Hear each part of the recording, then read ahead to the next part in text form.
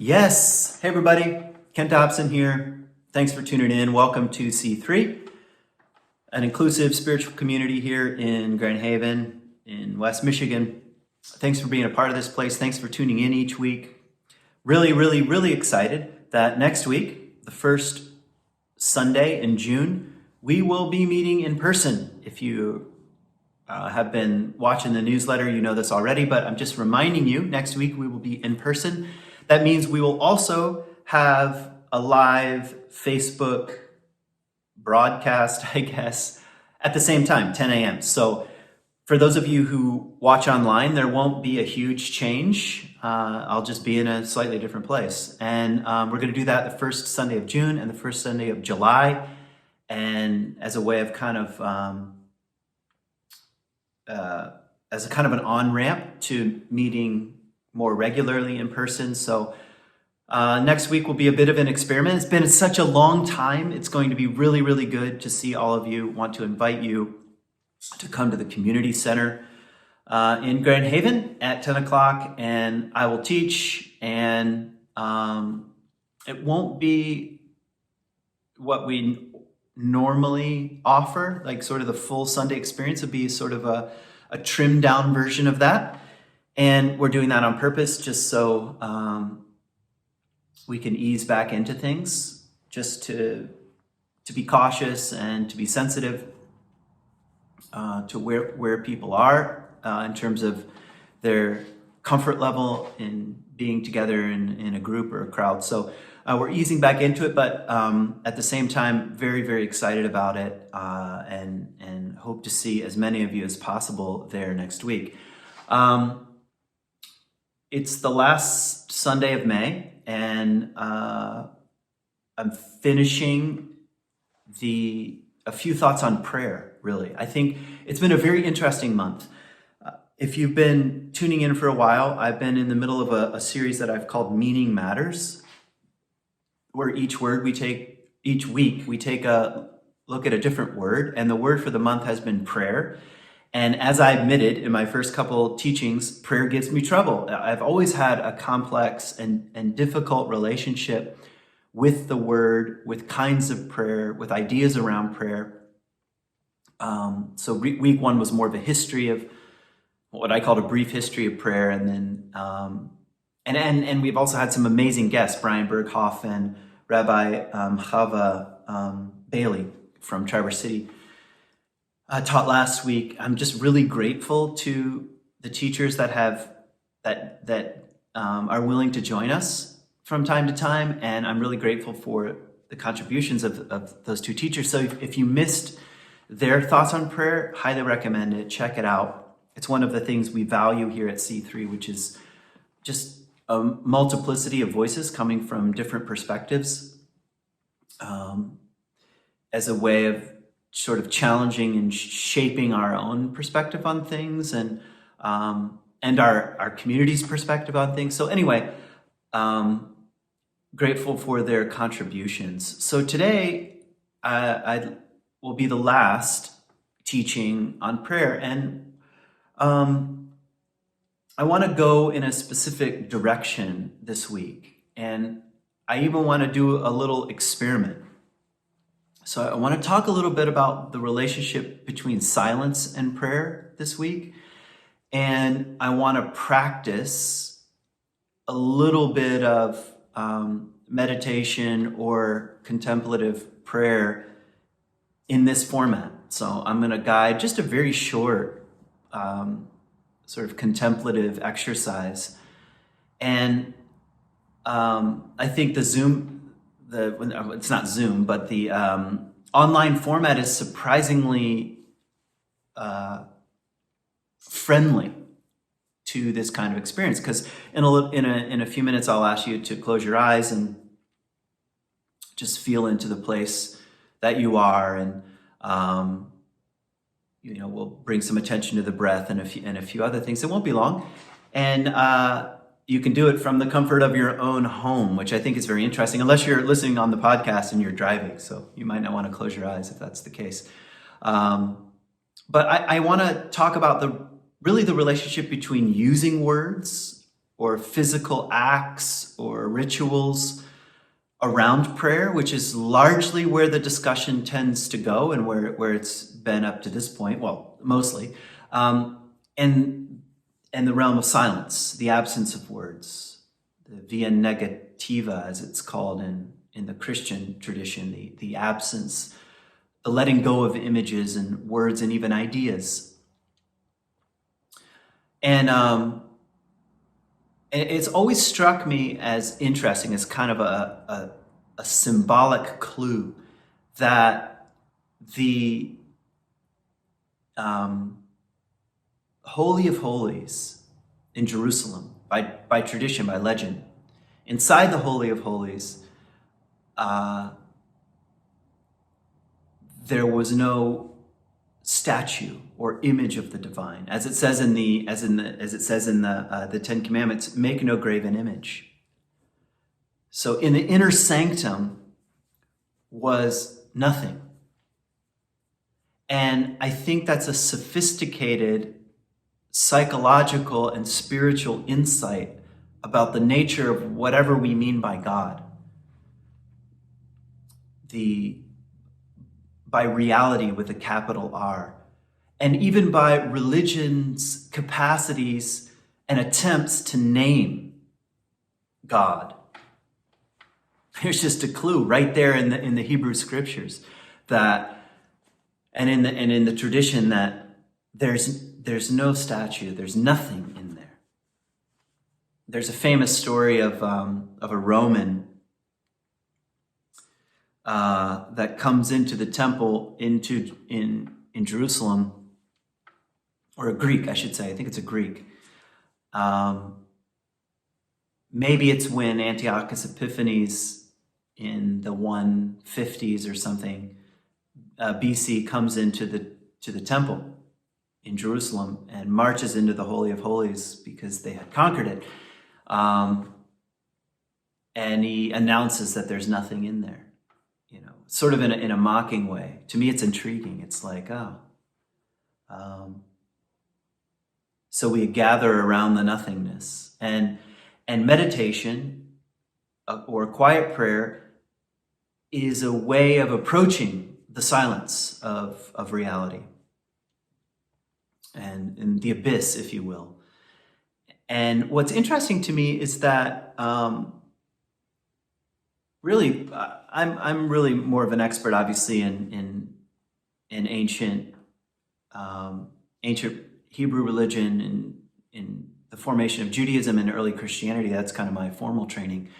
So I know the most about that time period. But I think there's something very fascinating about what happens to Christianity in particular about the time it starts to become institutionalized.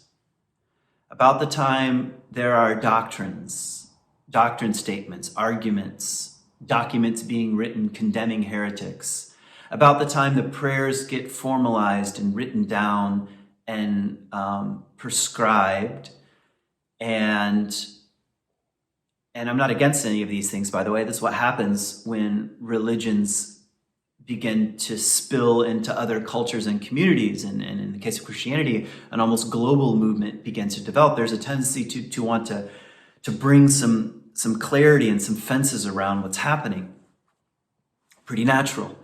Same when you know the founding of a country even. There's a lot of an early enthusiasm around ideals and a plethora of ideas, and eventually there has to be a narrowing. Otherwise, what is it that we're a part of? So it's kind of a natural evolution, but something counters that inside the Christian tradition. The moment it starts to get formalized,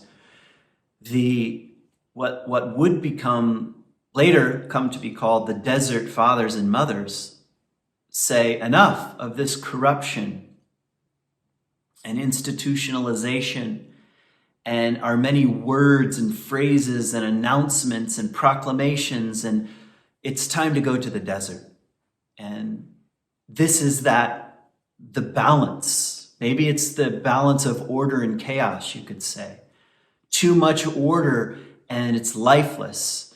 Too much chaos and you just spill all over the place. So there are these maybe there's something like a continuum. And right at the moment, I just think that's so fascinating. Right at the moment, we could even call it an institutionalized religion called Christianity. Those inside and even those most committed say, enough of this, and into the desert and into the silence we must go. And that's probably true of all of the great religious traditions. I don't want to speak to them right now, but there's an element of that in Buddhism and Islam and in Judaism.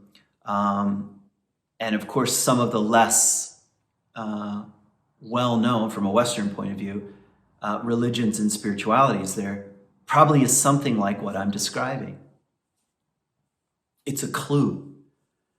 Because one of the things that happens when we are too in love with words is that we become too rigid. There's too much certainty. And so a craving arises for the absence of words. And I think, I'd like to suggest at least, no matter where you are, if you're religious or not religious, if you consider yourself spiritual or maybe not spiritual, I'm sure you get what I'm saying, that something about speaking matters and something about silence matters.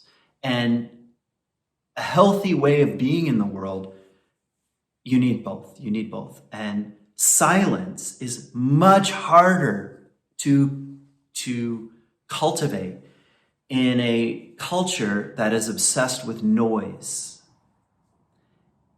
that's inundated with information, that is obsessed with its own announcements about anything at all, about positions, ideas, who's right, who's wrong, who's pure, who's impure, who's got the right politics, who has the wrong politics. I mean, and if you think about, Twitter is such an interesting cultural phenomenon where you have very limited number of characters, but yet a giant glut of words. And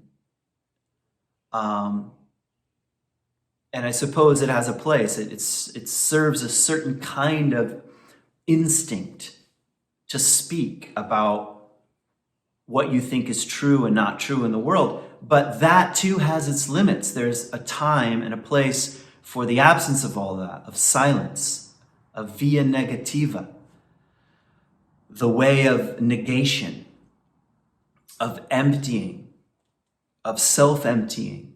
This is the origin of the fast. What if I could be so empty?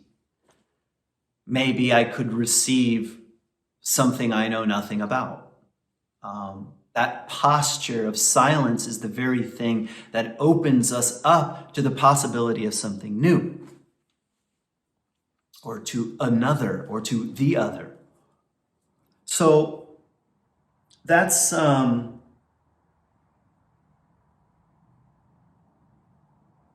that's something I'm wanting to just bring to our attention.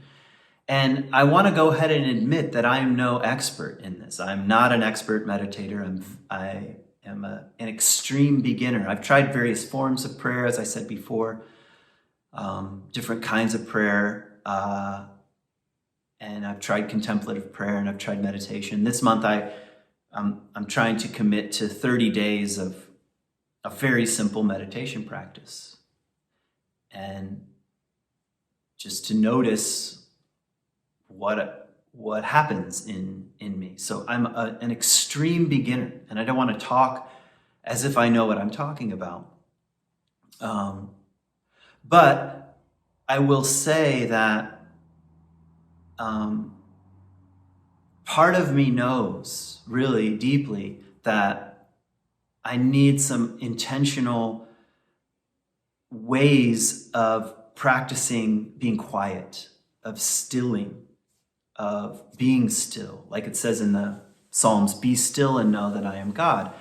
And what most religion says, well, we know who God is, but there's a kind of resistance to being still. And again, the desert fathers and mothers recognized this, and so they intentionally went to the desert to be as still as possible, to be as quiet as possible, as wordless as possible, to make the prayers as minimal as they could make them. So maybe it's an important part of a well-rounded and evolving psyche and spirituality or way of being in the world. So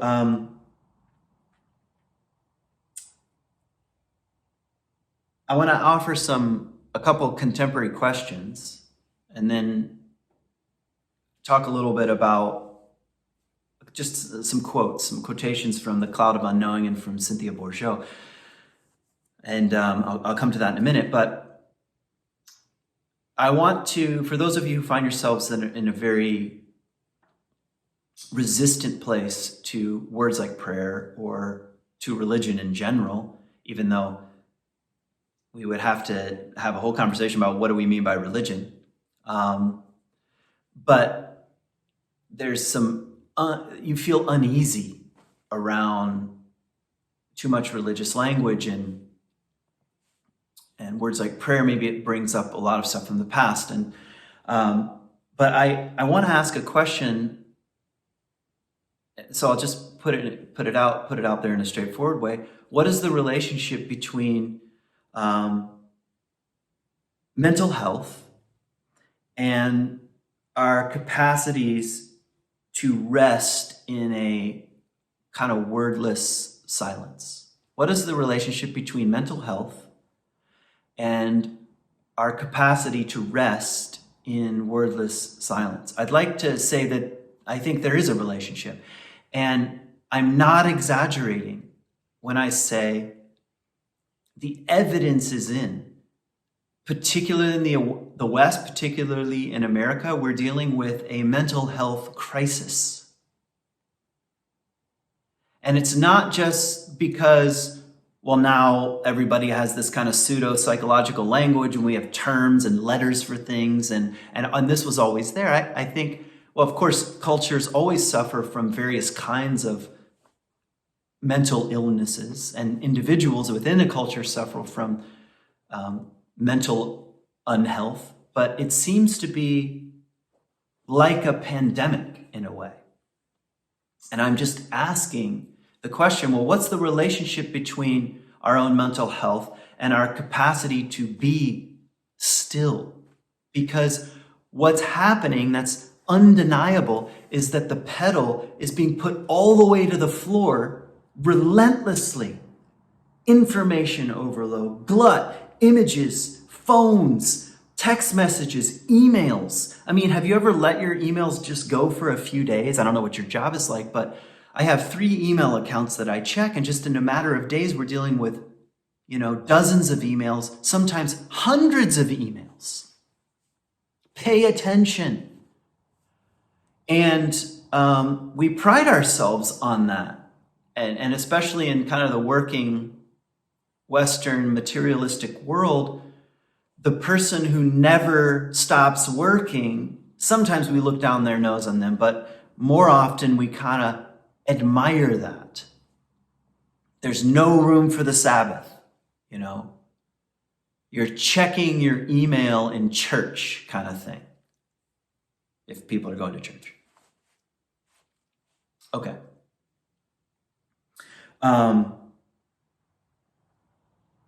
Maybe here's another question. What's the relationship between the extreme polarization that's happening, right and left, blue and red, fill in the blank, the extreme polarization, and our capacity to be still enough to feel even our own inner contradictions? We don't like to feel inner contradictions. We don't like to be that quiet, that still. We'd rather not feel that and then put it all out there. Out there is the problem. They are the problem. So I'm just asking, what's the relationship between the extreme polarization we see going on in this country and now around the world and our resistance to being still enough to feel even our own inconsistencies and contradictions, and kind of messiness, perhaps? And let me just say it one other way to kind of summarize what I was saying before. What's the relationship between the information onslaught that's demanding our attention and our basic well-being? So those are questions that I don't intend to answer, I think, other than to say there seems to be a relationship. So if you're not that religious, or you don't believe in God, or you're not sure what you mean by God, that doesn't mean that we don't perhaps need deeply the same kind of posture toward silence and stillness that our ancestors, our spiritual ancestors, left us, the legacy they left us. That there's something about being still that's needed for our own psychological and spiritual well-being, and perhaps you could say the well-being of a culture, of a nation, and now of a globe, of a planet. So,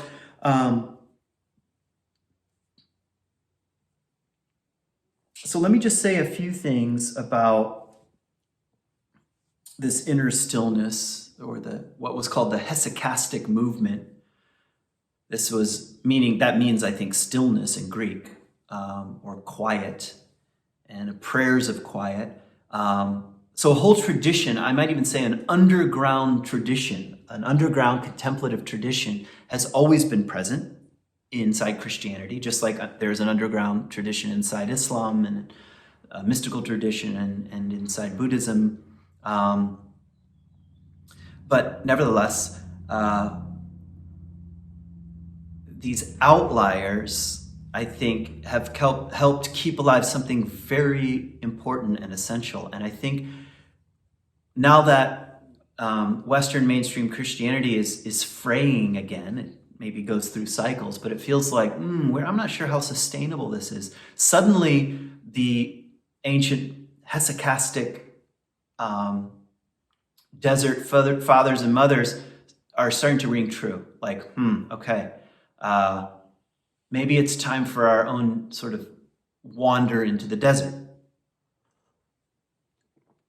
So I want to describe. There's a very famous book. I think it's 16th century, could be 15th. A very famous book called The Cloud of Unknowing, and I've mentioned it before in other talks. Maybe you've heard of it. It's written anonymously, and the author is sort of addressing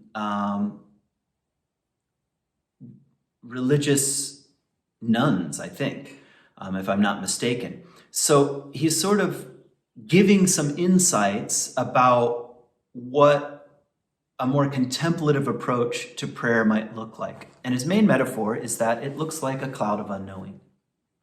There are two clouds. I'll come to that in a second.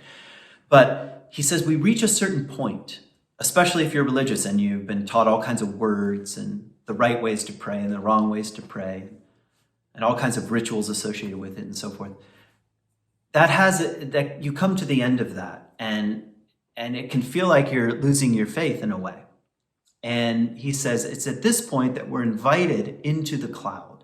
And the cloud is a very interesting image because in a way it's taken from Mount Sinai, where Moses ascends Mount Sinai and receives the Ten Commandments. But while he's up there, he's enveloped in a cloud. No one can see him. And he can't even see God. And the inner chambers of the tabernacle or the tent or the temple eventually, they would use incense. They would fill the inner room with incense as a way of imitating this cloud cover and as a kind of symbolic expression of what's happening. That whenever we talk about God, it's actually like we're entering a cloud. We don't know. We can't find our way. You don't bump into God. There's a cloud, which he calls the cloud of unknowing. So we don't know what we're talking about. And that's funny because you would think that you would ascend to the top of the mountain and then you would know what you're talking about. But he says, ironically, you ascend to the top of the mountain and you forget. You unknow. And you rest in this cloud of unknowing. And that is somehow mysteriously an experience of the divine. Not thoughts or words about the divine, but you experience the divine in a kind of darkness. That's the image. And there's beneath you is another cloud, which he calls the cloud of forgetfulness. So forget everything you've ever been taught. Forget theology, forget catechism, forget confirmation, whatever it's called in the Reformed tradition. Forget all that. Forget your Christian school education. Forget it all. It's not helping you here. So beneath you, you forget, and then above you, you enter the cloud of unknowing. What is that?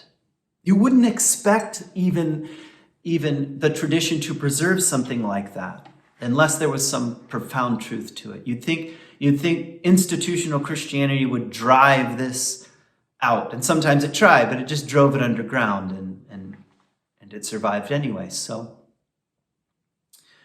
here's a line from the cloud. If in this life you hope to feel and see God, if in this life you hope to feel and see God, and you can substitute other words for God if you want, like what's really real or the ultimate or the mystery. If in this life you hope to feel and see God as he is in himself, it must be within this darkness and the cloud. So we're entering, again, the world of paradox. If I want to see, things must become dark. If I want to feel the presence, I must enter a fog, a cloud.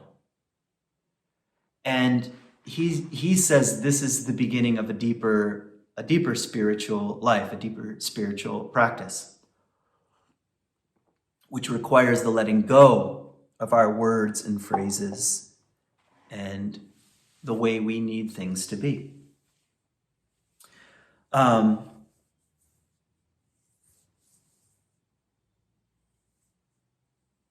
here's a few thoughts from Cynthia Bourgeois. Cynthia Bourgeois has probably done more than anyone else in the contemporary era to bring what she calls centering prayer into the broader conversation. I mean, really, she says she learned centering prayer from the monk Thomas Keating, who lived in Colorado, who died just a couple years ago, actually. And Richard Rohr has helped popularize the work of Thomas Keating and others, but I think specifically Cynthia Bourgeois, so she has a book on centering prayer, which I highly recommend. But she does a great job of saying, this is exactly what I mean by centering prayer. Here's how to do it, and here's why it matters. And centering prayer is not about words. It's not about multiple words. It's much closer to what we might call meditation and the practice of letting go of thoughts and phrases and words. And I want to read you a little sentence that she says, just so you can feel how simple this is. And just before I read it, compare what I'm about to say to the drama of like a papal procession, or like the Pope comes in to, the Sistine Chapel for a procession and all that goes with it, and the music and the incense and the voices and the words and the Latin and all that stuff, all that drama. This is what she says about centering prayer. It's very, very simple. Centering prayer is very, very simple. You sit either in a chair or on a prayer stool or mat and allow your heart to open to that invisible but always present origin of all that exists. You allow your heart to open toward that invisible but always present origin of all that exists. Whenever a thought comes to your mind, you simply let the thought go. and return to that open, silent attention to the depths. Whenever a thought comes to your mind, this sounds very much like Meditation 101, you simply let the thought go and return to that open, silent attention to the depths, to the origin of all that exists. How simple. So maybe procession and words and arguing about theology, about prayer, and does it work, and all this kind of stuff. That has a place, but then what about the pure simplicity of just opening? Opening to reality, opening your heart to the origin of all that exists. It's that simple. Yeah, what happens if I start thinking? Well, you just let that go too.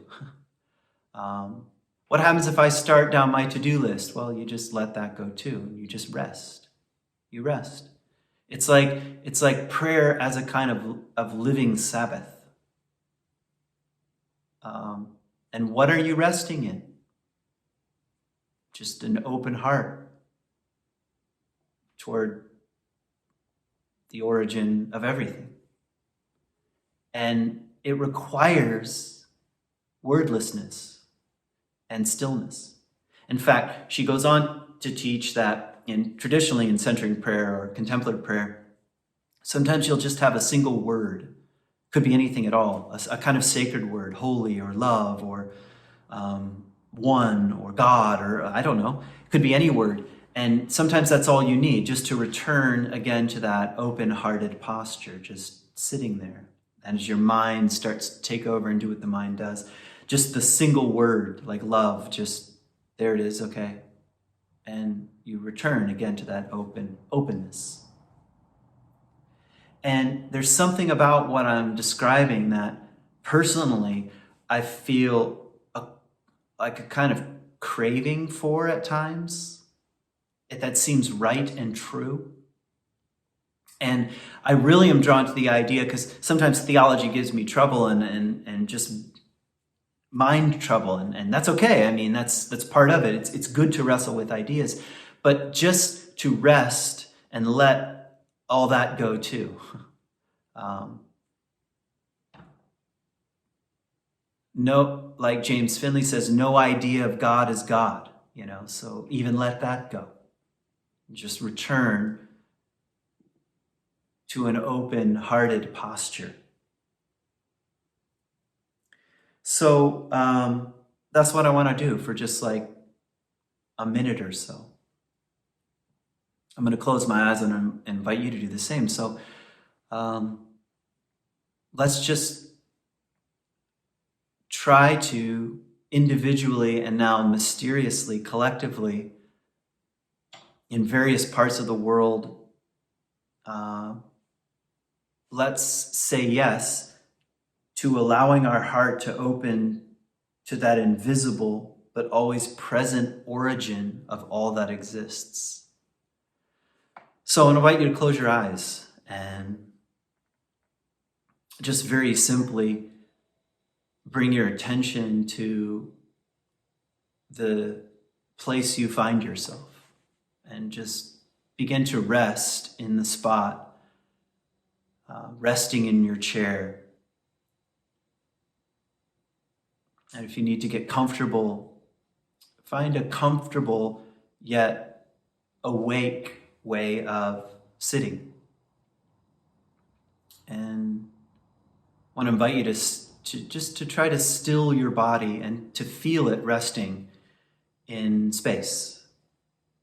Just aware of your own existence in this space, and just draw in a few deep breaths here, a few silent deep breaths.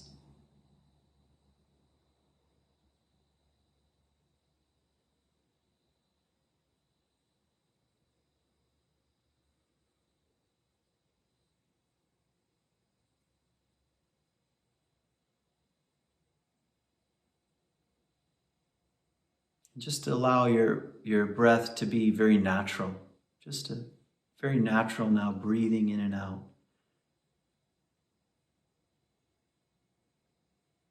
Noticing the in-breath and noticing the out-breath.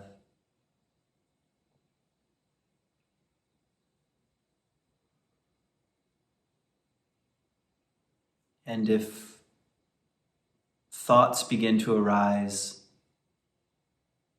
any kind of thought at all, just either return to the breath, just into the noticing of the in-breath and the out-breath, or maybe a word that might, just one word that might bring your attention back to just being still and allowing.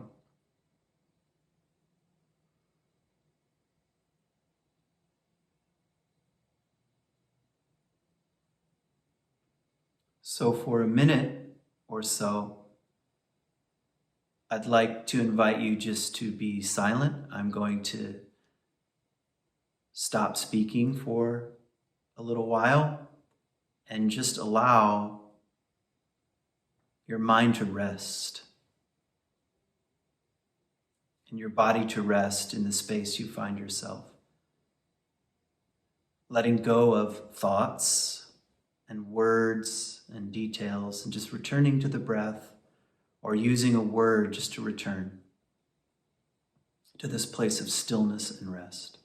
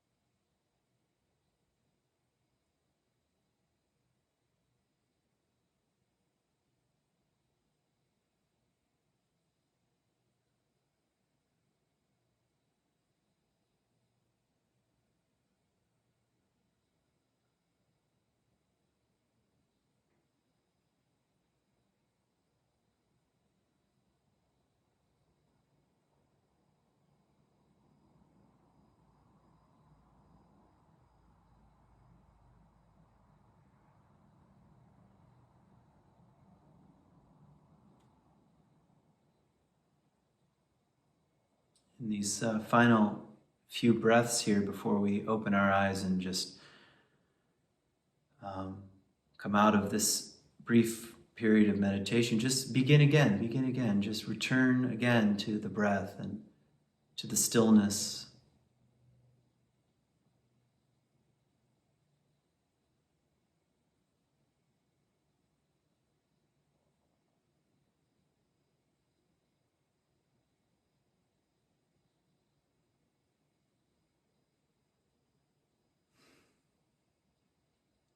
Okay. Thanks for joining me in this little experiment. I felt compelled to not just talk about prayer or try to explain it or define it or wrestle with it, but to engage in some expression of prayer. And in this case, a resting, kind of meditative, contemplative resting. So I hope you found those few minutes just a needed respite from the inundation of noise. And you might want to ask yourself something like, how much of this do I have in my life? And if I ask myself that question, the answer is not that much. And the follow-up question would be, what would it look like to give this a little more attention?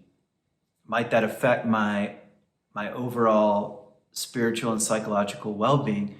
And perhaps, mysteriously, the psychological and spiritual well-being of our culture more broadly, of our place in the world.